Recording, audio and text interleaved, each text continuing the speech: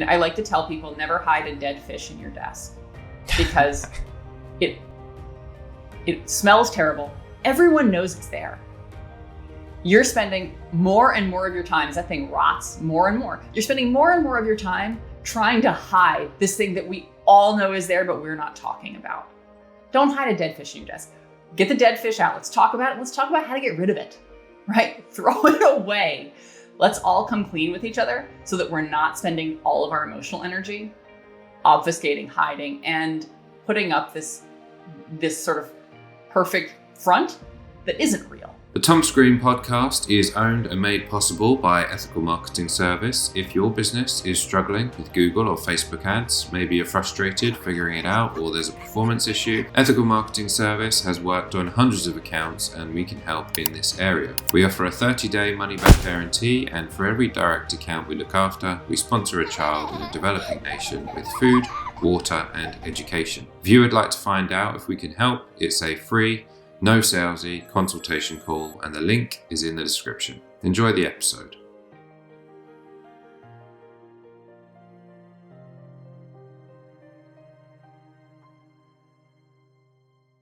Thomas Green here with Ethical Marketing Service. On the episode today, we have Alyssa Cox. Alyssa, welcome.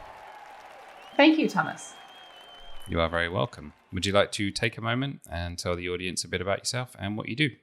Sure. So I am a professional coach and speaker, and really I'm a specialist in organizational effectiveness. And what I do is I work with my clients and I work with my coachees, right? My one-on-one coachees, to really focus on taking the behaviors that they already have, making small tweaks to help them unlock sort of the power and potential that they have already latent within their behaviors, right? And so to unlock, to get right over the hump for performance. Okay, thank you for that. And there's a lot to ask you about. Of all the things that I could ask you about, what tends to be your most favorite topic? One of the things that I'm particularly passionate about, and it's because I've had such powerful experiences with this in the past, right, is learning from failure. And I think failure is a really emotionally loaded word for us. But we can use the words like mistakes. We can use the words like, I like to talk about things that just didn't go so hot. If you can't think of one of these things that's happened to you today that just didn't go so hot or you wish had gone better, then it's either very, very early in the morning or like you're living a best life that I can only dream about. Maybe I should subscribe to your newsletter, right? We all experience things that we wish had gone a little bit differently every day. And we spend an awful lot of time in our personal lives and our professional lives going through formal learning and development, trying to pick up new skills. And if we walk away from opportunities to learn from our mistakes, to tap into continuous learning opportunities and continuous learning potential, then we're really walking away from the best opportunity that we have to learn. It's already built in, it's free. And if we don't learn from our mistakes, we're bound to make the same mistakes over and over again. And so I've personally had some of my most exciting professional experiences, and places and times where I've grown the most are times when I've been encouraged to push on the boundaries of my comfort zone, try new things, inevitably make mistakes, but then had support from my leadership to sort of pick myself up and course correct along the way and sort of pave whole new areas of competence for myself. And so I'm excited about it. And I like this to bring this to the people that I coach and to the organizations that I work with to try to unlock that kind of experience for them as well. Learning from failure is definitely it's a topic of interest of mine.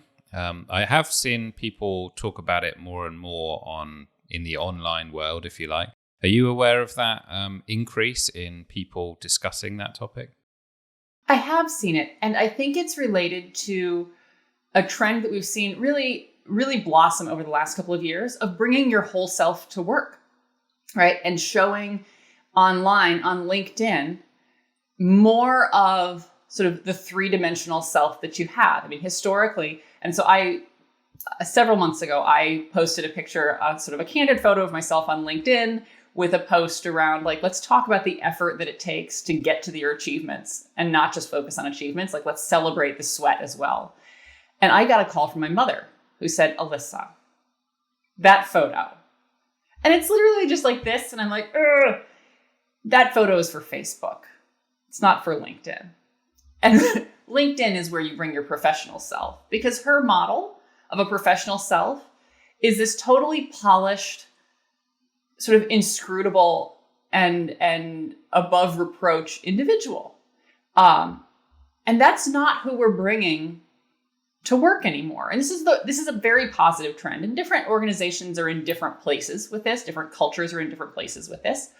But I think everyone can say that versus compared to 2 or 3 years ago, we're all bringing a lot more of our own vulnerability, a lot more of our own sort of three-dimensional selves, a lot more of our own personalities, a lot more of our own personal interests to the workplace and to professionally oriented social media, which I think is absolutely a positive, because where we bring more of ourselves and bring more conversations about mistakes that we've made, about things we wish had gone better, about things we're trying to improve.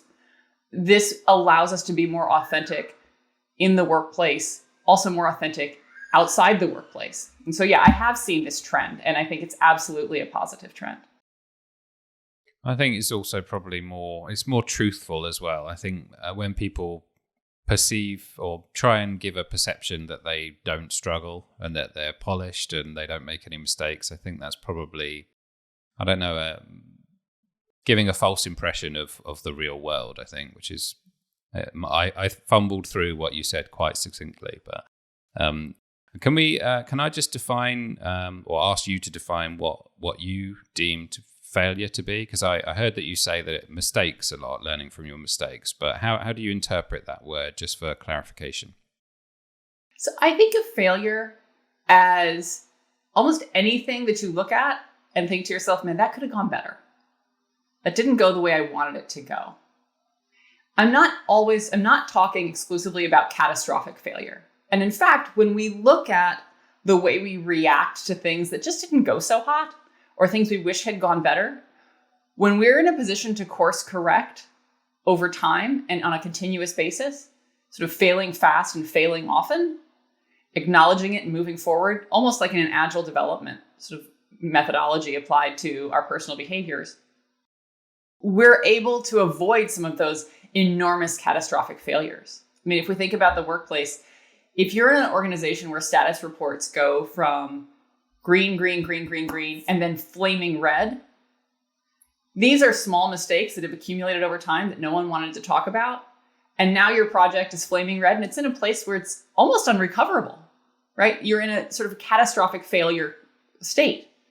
If you have status reports that go from green to yellow, then you're much more likely to have conversations about where we are trending off track and what resources we need to get ourselves back to green.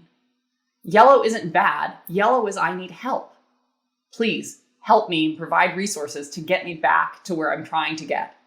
And so that's when I think about failure.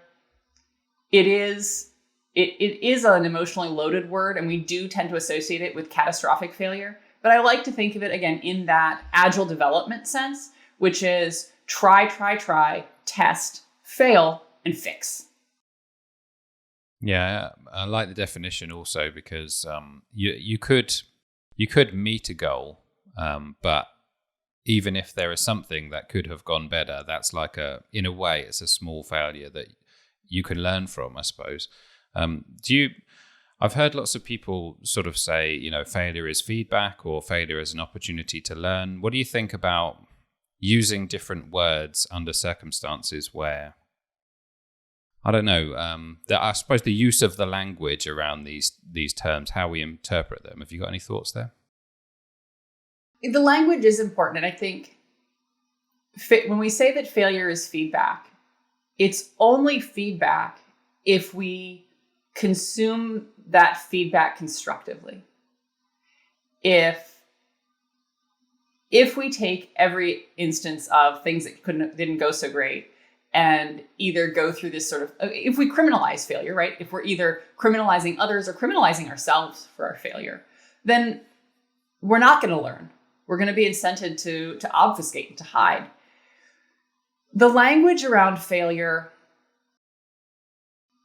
if you're living and working in an environment where the word failure exclusively refers to catastrophic failure, then that language is not going to serve you. And what I tell the people that I work with is, I'm actually less wedded to the specific language we want to use than the concepts.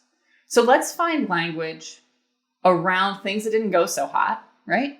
Let's find language for yourself, for your team, for your organization that keeps people open to learning. So again, people will use the word mistakes. Oftentimes mistakes come from, we think of mistakes as being outside of ourselves. So it's like in driver's ed, we were always taught, I was taught not to refer to a collision, to refer to a collision as a collision, not as an accident, because a collision was avoidable. And it's, what are the things that you could have done differently to avoid that collision, as opposed to an accident, which is totally out of your hands. So finding language for yourself and for your teams that doesn't rob people of agency around improvement, and also doesn't sugarcoat what's actually going on, which is something wrong happened, right? Something that needs to not happen again. Does that make sense? Yeah, it makes perfect sense. And kind of has a bit more balance as well, because you don't, as you say, you don't want to sugarcoat it, but you do want to improve from it. So yeah, I like to look for balance in things as well. And some of the we mentioned or talked about some of the online activity regarding the concept of failure, and generally, you said it was a positive thing.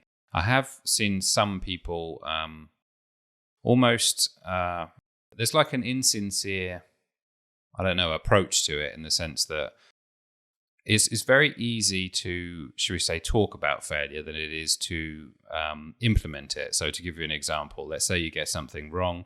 The default approach to that might be, oh my God, I can't believe I did that. And then you kind of move on and no one ever does anything about it. Whereas someone like yourself perhaps might have an approach where you actually learn from that. So if you were to say like a practical example of how to go about learning from failure, what would you advise someone to do? So I think the first thing to do is to create a practice of recognizing without blame, right?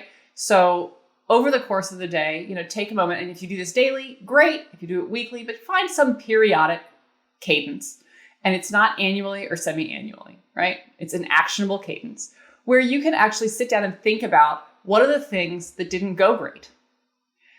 So maybe at the end of a presentation, you walk out of the room, you turn off the camera, you go get yourself a cup of tea, and then you sit down and you say, okay, what went well and what didn't go well? And just spend a couple of minutes doing that. And if you can identify the things that didn't go well or the things that you wish had gone differently, maybe it is a part of the presentation that you wish you'd rehearsed more. Maybe it's you got a question and you feel like you wish you'd responded in a different way. It can be conversations that arose or feedback or pushback that you got that you weren't anticipating or that you didn't feel like resolved in a way that was positive for your objective. If you can identify those things, then you can start to think about critically, what could I have done differently? And if you can't think of what you could have done differently, you now have a very specific question that you can use to go out to people that you trust and say, hey, this didn't work very well. Help me understand what happened here and how I could have done this differently. You can start to ask for help fixing what happened. And what you'll find is the more you talk about continuous improvement, the more you sort of expose examples and make it part of a conversation you have with others, the more you'll normalize this conversation around continuous improvement, this acknowledgement, out loud acknowledgement of things that didn't go great. And what you'll find is people will then start to come to you with, hey, help me understand how I fix this. And now we have a culture, we're building a culture on our teams, in our personal lives, where we can trust each other And we're not criminalizing sort of mistakes. We're not criminalizing failure. We can trust each other to help each other course correct and to provide feedback and advice to each other. When I've done this, so one of the things that at one point I was a consultant for another firm, and I had an analyst working for me, and she was very talented. She was new to the space where we were working, but she had a lot of great experience. She had the bones, like the right skills. And one of the things that she needed to get to the next level for herself was more experience sort of facilitating conversations with groups of clients. And so we talked about that. And I said, here is an upcoming opportunity for you to present to this group of clients. It's going to be virtual. And so to present to this group of clients, to solicit their feedback, to lead the conversation. And she said, I've never done that. I'm a little bit scared. It's like, it's okay. It's new. You're going to be leading. I'm going to be on the phone. So if you get into a hard spot, I'm going to help you out of it. You're not going to fail here, right? No one's going to implode here. This conversation is going to go great and we're going to do it together, but you're going to lead. And so I worked with her leading up to that conversation so that she had all of the collateral and she practiced, she rehearsed, and she was ready to go. When she actually delivered the conversation, it was about an hour conversation. There would be 20 client representatives on the phone. And she was asking some tough questions. And not every one of those questions did she answer in the way that I would have answered. But I didn't interject myself because she wasn't failing, right? Like this conversation did continue to go, right? It continued to move forward. When we got off the call, after we'd stood up, walked around, gotten tea, and sat back down, she gave me a call. And she's like, okay, how do you think that went? And this was a really important step for her to take. So something that was a little nerve-wracking. She was nervous about doing it. She was very much sort of front and center. And she did get pushback during the call.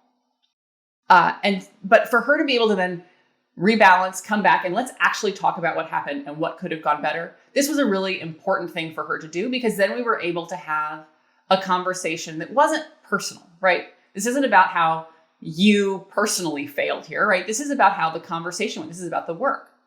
And that this was not a failure of a conversation. This was not a failure of a meeting. There are certain things that I would have done differently and that I think would have led to a better outcome in this particular moment. And we were able to have a conversation about why she'd chosen the responses that she did to some of these situations, why I would have done things differently. And it gave her the space to then go tweak her approach going forward, not necessarily just to adopt the way I would do it. Like she's her own person. She needs to be able to deliver in a genuine way for herself. But to be able to sort of, again, to modify, to tweak her approach. And the follow-up conversation that we had a week later, I could hear her modulating her approach to drive better outcomes, not only in that individual conversation or that individual meeting, but she'd also, I could see, had done additional pre-work, socializing, bringing our clients on the journey so that people came to the meeting in a better frame of mind, right? She had taken on this feedback. She'd taken on board the things that didn't go very well. And she'd been able to learn and grow so that the next time she was able to fix it.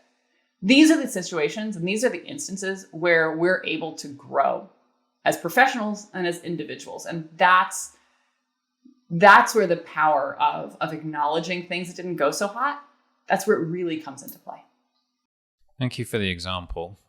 I think it helps people understand. It does lead me to another question which I was going to ask you about, which is taking that philosophy, if you call it that, of learning from failure and encouraging the rest of your team or introducing the rest of your team to it. And you brought up kind of being the person who leads that by asking for ways to improve, and therefore you're encouraging that behavior. Have you got anything in addition to that? So, at acknowledging failure often early for yourself and for others, right? Institutionalizing some of those practices of reflection and reflection with others to ensure that they're doing it and they're getting good feedback. Also, encourage people before they start something. So as they take on a new project, they take on a new responsibility, to go talk to others who've done similar work and to ask, what did you wish had gone differently? And you start to normalize those conversations in retrospect as well, because people then have an opportunity to talk about where they did things that they wish they'd done differently, where they wish things had gone a little differently, what they would do differently. When you start to normalize those conversations, even if it's not about things that are happening in real time, you start to create an environment, again, which is really critical to psychological safety in the workplace. You start to create an environment where missteps are ways the work could have gone differently and ways we should have approached the work differently. They're not about you personally. It's not a slam on your and you as an individual, you as a person. It's about the work, and it's about getting the work right next time. And by depersonalizing this, it's not that you're personally a failure. It's not that you are sort of mistake-ridden in the way you're made up and the way you approach things. It is that the work didn't go as well as we had hoped, and this is a way for the work to happen better next time. And the more transparent we are with each other in real time, when we're talking about things in retrospect, these are practices that create, again, a culture of transparency, a culture of psychological safety that you really need to be able to build a culture of continuous learning. It's a great point. It does make me think about perhaps the people who are, should we say, more sensitive than others. Have you got any thoughts about delivering that feedback in a way that doesn't hurt anyone's feelings? Sure. Part of that feedback is about asking questions and telling stories about yourself and being exposing some vulnerability yourself. So as opposed to getting on the phone after the meeting and saying, well, here's my laundry list of things that I wish had gone better from your presentation, Thomas. Flipping the script and saying, Thomas, how do you think that went? And then, Thomas, what do you think could have gone better? It's not just enough to say, I think it went great. I need you to come up with some things that you think could have gone better, that you'd like to have done better that you'd like to do better next time. So just think about those things and let's acknowledge those things. And by asking instead of telling, because I've got my list of things that could have gone better, but by asking instead of telling, we're fostering sort of this practice of reflection, but we're also allowing our subordinate, allowing the person we're working with to really clearly spell out where they feel safe, right? If I'm asking you, what do you think went well or didn't go well? You're not going to say something that's so cutting about yourself that you then feel that you need to sort of take the rest of the day off, right? You're going to talk about and expose things that you feel comfortable having a conversation about. And we can then evolve it if the conversation, if there are bigger things that I think we need to address, we can move from there in an incremental way. But again, to your point, not everybody is super comfortable talking about things that didn't go great. But having that conversation that starts almost take a Socratic approach, right? Having that conversation that starts with questions. And then also talking about times where things didn't go very well for me. So being vulnerable myself. So I ask you this question, what are some things that you think could have gone better? You bring me a couple of things, but they're not really what I want to get at. Then I might say, I saw those. And I had an experience. Let me tell you about an experience I had that didn't go so hot. And then in there, I'm able to then talk about an experience that I've had, mistakes that I've made that perhaps more closely hew to some of the messages that I want to make sure we communicate in this conversation, this feedback conversation.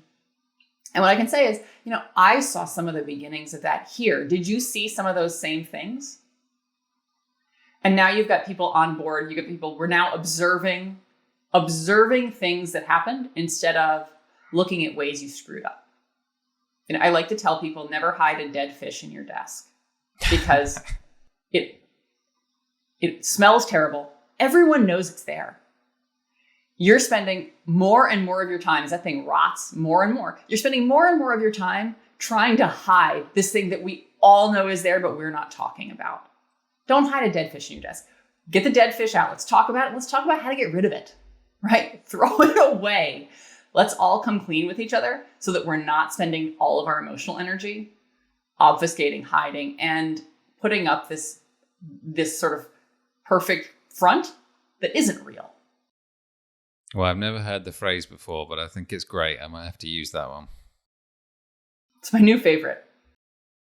So have you got any examples, should we say, for yourself, how you've used failure to improve your own career or your own business?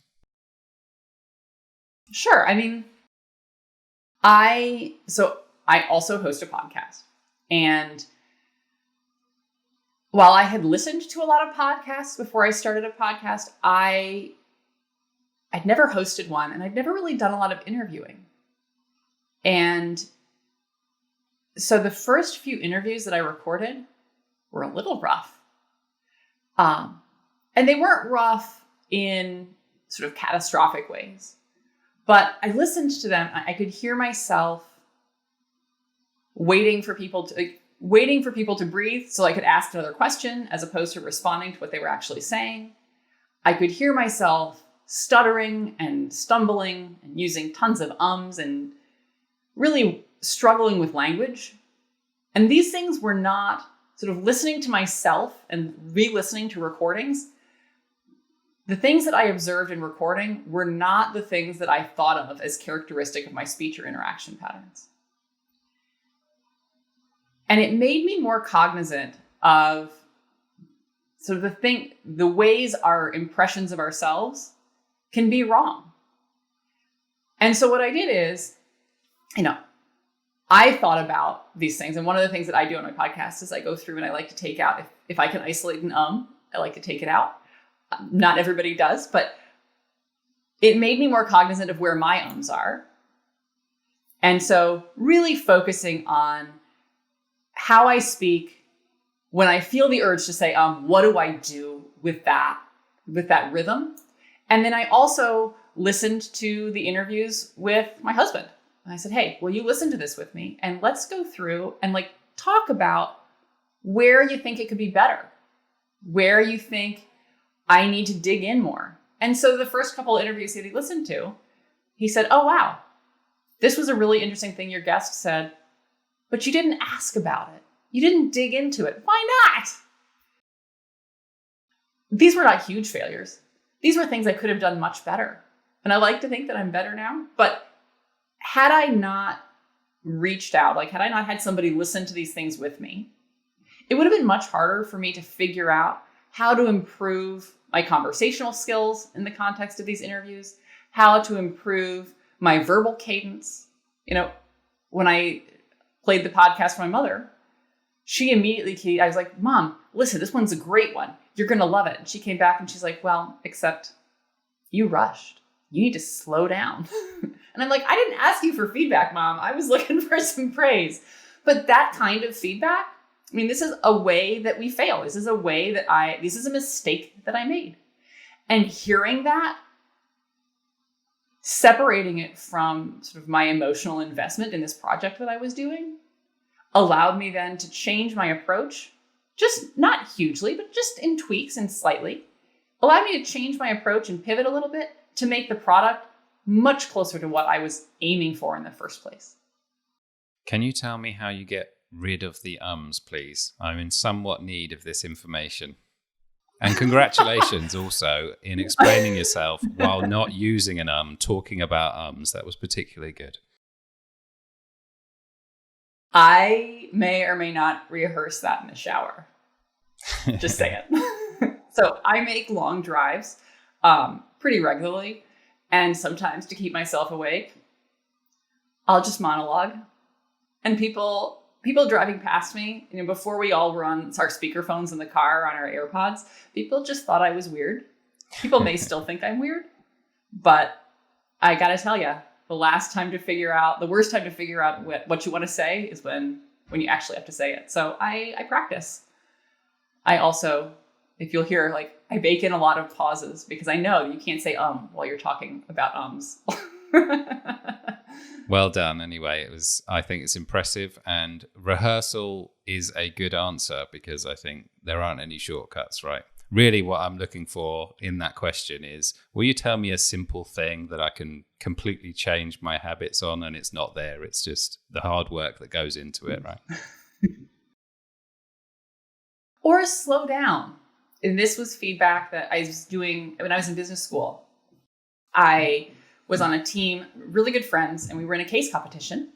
And part of the feedback that one of my colleagues got from the panel of judges was about ums and likes and sort of verbal fillers. I use sort of all the time. And what this judge said was, when you feel yourself doing that, just pause, or maybe slow down your entire verbal cadence. Your audience will pick up on every and think you don't know what you're talking about. But if you slow down to avoid the ums, your audience just thinks you're kind of a slow talker, and that's fine. Any of our sort of presentation coaches will tell you you're speaking too quickly when you're presenting anyway. Your audience needs you to slow down so they can process what you're hearing. And so slowing down, you can say it's for your audience, but it can also be for you, right? Slow down so that you know what the next word is and you can organize your thoughts before you say something. These are things that I've heard over time that I've tried to incorporate. It's not perfect. I know, because I edit my own podcast and I pull out loads of filler. And there I did it right there. But they are things that you can sort of think about and work on and sort of listen to in real time. Thank you for sharing the example of the podcast about failure. I did want to ask you about one thing, and I think it links to failure, which is about resistance to change, because if someone does have a resistance to change, they're less likely to learn from that failure, in quotes. Have any thoughts there? A lot of times failure and perceptions of failure and resistance to change can be linked to the way we think about risk. Change, so an example here would be, we're going through a process change that's going to take your job, Thomas, and it's going to really shift the way you do your job and what you do. And you may resist that change because you've spent a lot of time and energy building your aptitudes and your capabilities and your competencies in this particular way of doing things. You've built a professional reputation based on the way you do this. Perhaps the way you do things makes you a particularly good source of a particular kind of information. And now perhaps that information is going to be available more broadly. And you see your own sort of personal currency in the organization deteriorating. All change involves some risk. And in this example, the risk here is that you're not as important, that your personal brand is deteriorated or undercut by the fact that the work is changing. And you may be asking yourself, where do I fit into the organization now? How do I drive value? How do I make sure that I'm not just a cog in the machinery, but a really important cog? As we think about risk, we can either be risk inclined, so leaning into things we don't understand, leaning into things that are new, leaning into things that are perhaps a little scary. Or we can be risk averse, which is sort of shutting all of that out, sticking with what we know, because what we know is safe.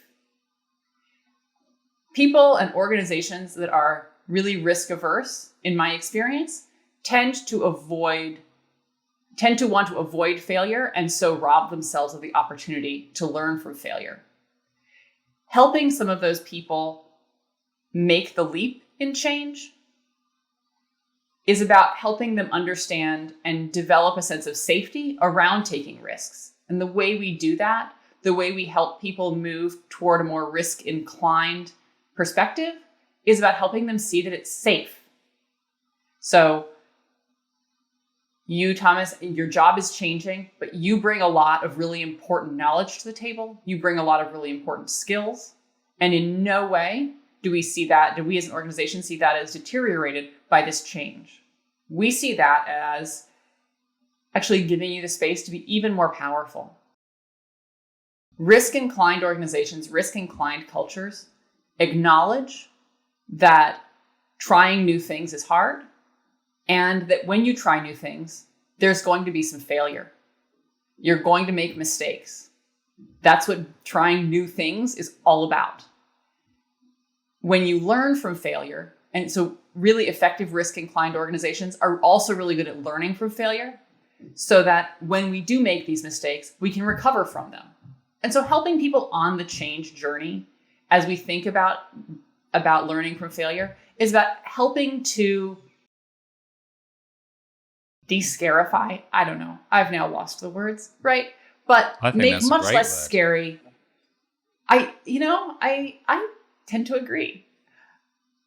Taking the scary out of trying something new by letting people know that when they try something new and it doesn't go so hot, they have the support to course correct. They have the support to learn and grow, and that their fears are not wrong. They're not illegitimate fears.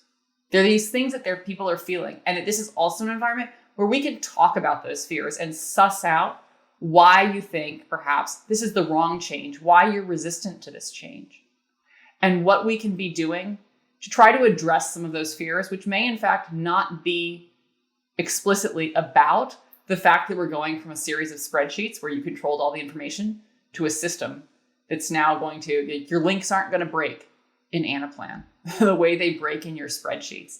You're not afraid of Anaplan so much perhaps as you're afraid of the loss of control and the loss of sort of proprietary ownership of all of that data, and the loss of your status as the hub for that information. Let's talk about those feelings and talk about what a future looks like where you continue to be just as impactful and powerful within the organization in this new process as you were in an old process. And by the way, the new process is going to release half of your time so that you can actually do more and better aligned to your values and what you're trying to achieve. Interesting. I've never heard it talked about like that. I was going to ask you about what you thought about the resistance to change actually somewhat being about your attitude. So if you have a positive attitude, you might think resistance to change or change in general could be a positive thing because it might be better for me. Whereas people who have perhaps not, might be perceived as a negative attitude, they might think, well, this change is going to be a bad thing for me. Any thoughts there? Not all change is going to be great for everybody. This is something that even people who are enthusiastic about change, it behooves those of us who are enthusiastic about change to acknowledge that because it's true, right? But it's not catastrophic. It doesn't have to be catastrophic. Now, there are times where change results in layoffs, and that can feel very individually catastrophic. And I don't want to detract from any of those feelings, right? That is absolutely legitimate. But not all the time, like not always is change going to lead to our worst fears. When I see people who are really resistant to change, really resistant to doing something differently, it's that we are triggering fear for them. And how we address that fear, because fear is, from my perspective, sort of inherently personal. I don't have these sort of nebulous fears about the way the world is going, independent of my own personal situation. If I have a fear about change in my community, it's because I'm afraid of the way that's going to impact the way I live, and perhaps the safety of my neighborhood for myself and for my children, right? All fears are personal. The changes that we're trying to implement in organizations are not personal. And so helping people bridge from change resistors, bridge from these fears to a place where they can move forward in a productive way with the organization, I think is about helping people depersonalize change, helping people understand that they're not being personally targeted, and that there is space for the values that they hold today to exist in the future environment and in the future state. Not everybody is going to go on that journey. People have to want to go on that journey. Similarly, we have to be willing to acknowledge and bring people along with us, communicate, be transparent, be authentic in the way we talk about change and the way we talk about the way change is happening.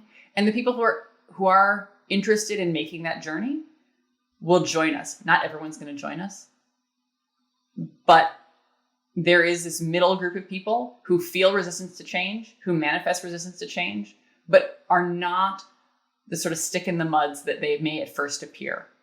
And if we can acknowledge them as people and help them separate their personal self-image from the change that's happening in the workplace or the change that's happening sort of outside in the world, then we have the power potentially to help move them into the future state. Thank you for the answer. You've highlighted a couple of times how perhaps in work experiences, the work is different than the person. So you're not critiquing the person themselves. You're just perhaps, I don't know if critiquing is the right word, but it's the work itself rather than the person. Have you got any, I guess, thoughts on that particular topic?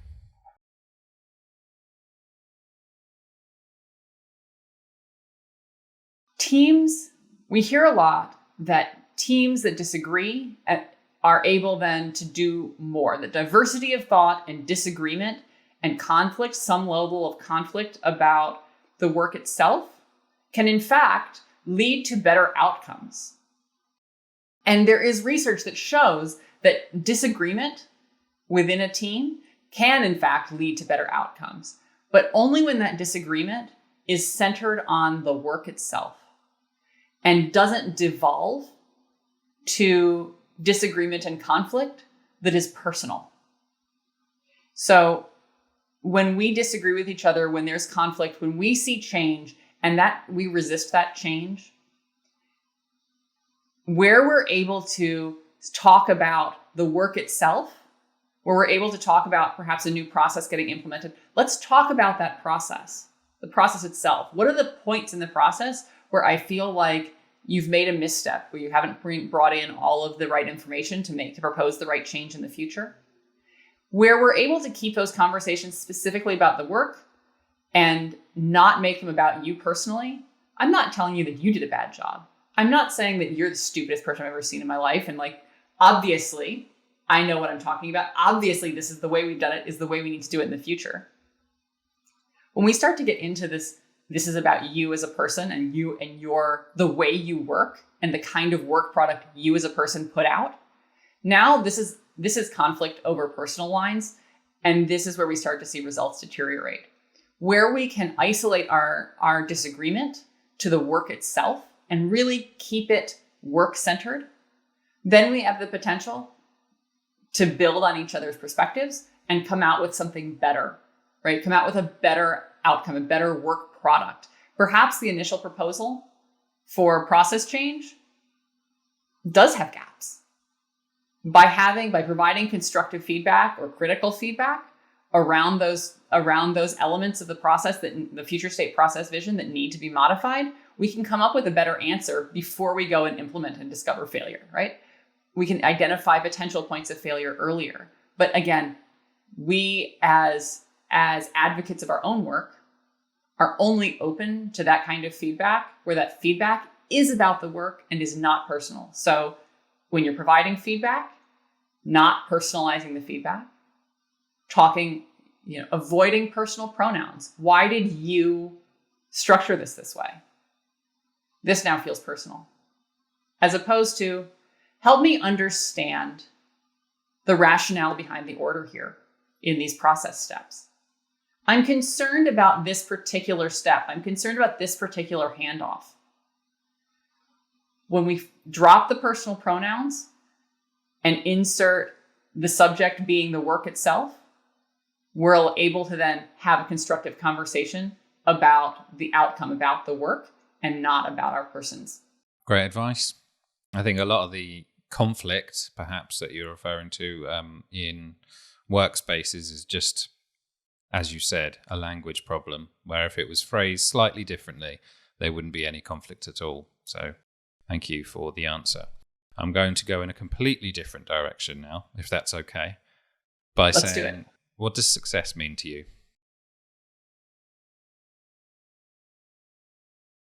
Success for me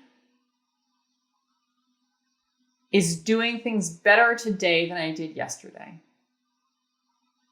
It is self-referential, and it is a continuous process.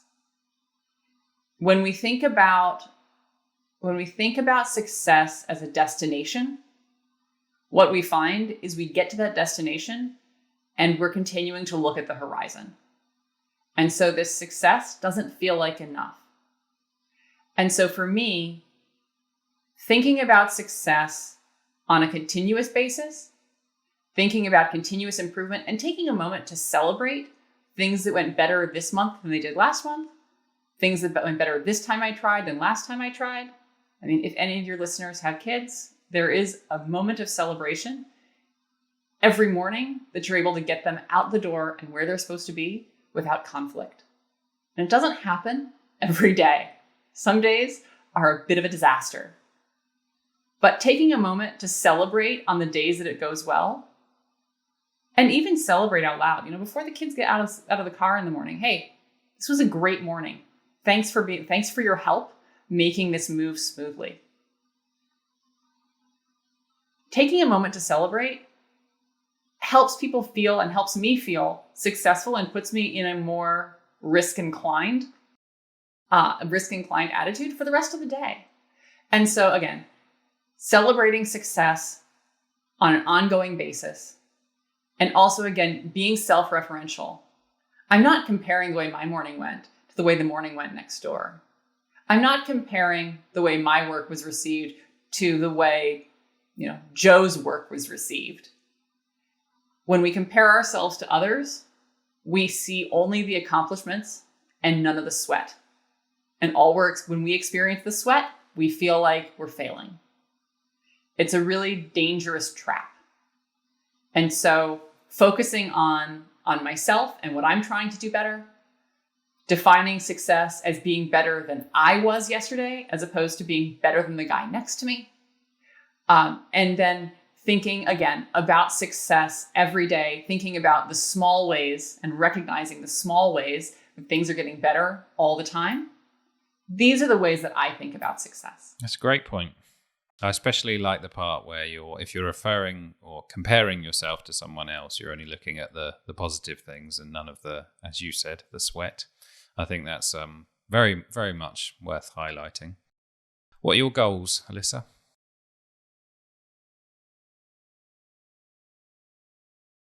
My goals are, I want to expand my audience for the messages that I have around learning from failure.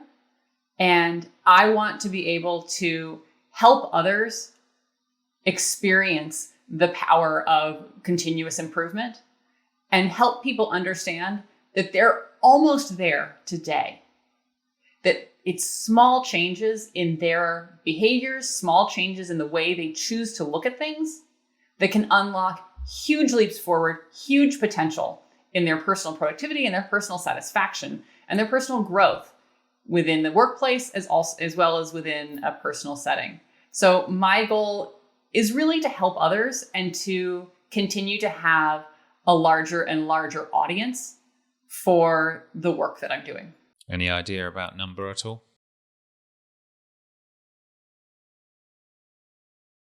Don't have to. It's just a point of clarification. So this is a challenge that I have, is I don't like to put numbers on my goals. And I know that that's a terrible idea, that the way we track our achievements effectively and candidly is by setting a numeric baseline and then tracking those KPIs as we move forward. I know this, but I find it scary. in part because I find it really scary to fail. I also don't want to fail. Like, I am human, right? And if I set financial goals, if I set numeric goals that I can track, it's much harder for me to, if I miss those goals, to come back and sort of celebrate unabashedly. And so I recognize this about myself, and I do think about numeric goals, financial goals, but I'm not there yet. Not with this work that I'm doing. I think we're still in a really big ramp phase with my organization, and so I'm not ready to give the world my numbers yet. Well, fear of failure is a whole nother episode, so we won't go into that today. But I think you've been a great guest. Lots of really good value in there. I will enjoy watching it back when I do the edit. For people who want to know more or become perhaps part of your audience to so that you can meet your goals, where do they go? So I have a website, blueswiftconsulting.com, where you can access any of my podcast episodes. There'll be links there to Spotify, where I would encourage you to subscribe. My podcast is called The Change Artist. I also have a link if you want to have a conversation about these topics, either for yourself personally or for your organization, and talk about how we can bring these conversations to your organization. Through that website, you can fill out a form, and I'd be happy to talk to any of your listeners that are interested in learning more. They can also connect with me on LinkedIn. Alyssa, thank you very much for your time today. You've been a great guest. Well, thank you so much, Thomas. This has been a lot of fun.